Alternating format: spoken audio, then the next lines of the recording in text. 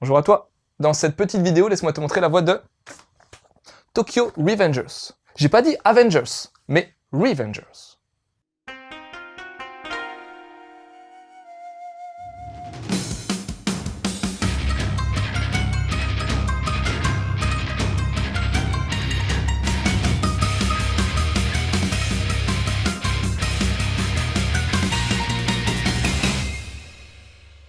Takemichi, jeune adulte, insouciant, glande devant sa télé entre ses petits boulots. Et là, aux infos, on annonce qu'au milieu d'un règlement de compte au sein d'un gang, des innocents ont été touchés.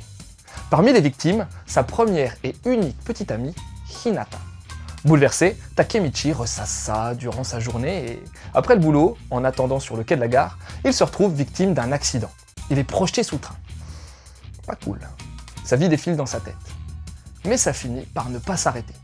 Le voilà reparti dans son corps d'ado de 14 ans, quand il était un petit loupard avec sa bande. Les souvenirs refont surface au fur et à mesure, et il finit par retrouver pourquoi il s'était barré à la fin du collège en laissant derrière lui ses potes et sa petite amie. À cette époque, il avait fini par être le larbin d'un gang de Furio, et pour s'en sortir, il n'avait eu que cette option, s'en aller et se trouver un job. Et justement, ce gang, c'était le Tokyo Manjikai, la même bande qui met à mal Tokyo à présent. Pour sauver Hinata, Takemichi veut enrayer le mal à son commencement et profiter de son saut dans le temps pour ça.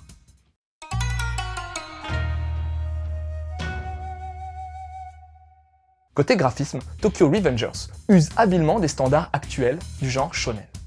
On a des scènes d'action en coupe diagonale, des onomatopées stylées qui les accompagnent, des traits de mouvement qui vont bien et, pour les scènes moins intenses, des cases rectilignes. Rien d'hors norme quoi. On a pas mal de grosses cases ou de doubles pages assez sympas.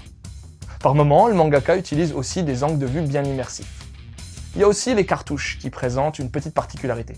Ils n'ont pas de bord extérieur. Ça fait comme s'ils étaient hors case et ça crée des vignettes avec des découpes plutôt singulières du coup. Le dessin des persos est propre, soigné et détaillé, avec un bon travail sur les coupes de cheveux, forcément quand on parle de Furio. Et il présente aussi une propension aux gros yeux, grosses têtes. C'est pas flagrant non plus, mais quand même. Bon, c'est un style, mais perso, j'ai moyen aimé, ou aimé moyen, comme tu veux. Le mangaka utilise aussi pas mal les mimiques humoristiques, qui détendent bien l'atmosphère d'un coup quand il y a des scènes tendues.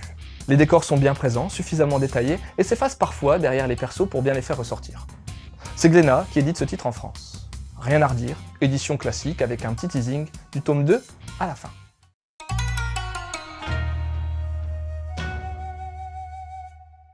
Tokyo Revengers est un manga de Wakui Ken. C'est son premier titre édité en France, mais il est l'auteur d'autres séries au Japon, impliquant également des Furio, Yakuza ou autres âmes belliqueuses. Dans ce titre, on retrouve le principe du saut temporel provoqué par un accident. C'est amené très rapidement, dès les premières pages, sans qu'on ait vraiment eu le temps d'entrer dans l'histoire ou dans le présent du protagoniste. Alors j'ai eu un peu de mal à accrocher au début, je t'avoue. Mais n'empêche, on finit par se laisser prendre au jeu et l'intérêt grandit petit à petit. Faut dire que j'aime bien les histoires avec des Furio. Et il y en a toujours un ou deux avec des styles bien recherchés, un peu comme moi. Les personnalités des différents acteurs sont juste esquissées, on ne sait pas encore trop ce qu'ils ont derrière la tête ni comment ils vont évoluer. Le fil conducteur est le frère de Hinata, qui sert en gros de porte temporelle et qui va guider Takemichi pour sauver sa sœurette durant ses voyages dans le temps. Voilà donc un titre à suivre pour les fans de loupard à la japonaise avec une petite dose de fantastique. Et pour creuser de ce côté-là, je ne saurais que trop te conseiller Rokudenaishi Blues, Rakai Blues en français, pour voir Maeda et sa bande se friter contre la terre entière s'il le faut.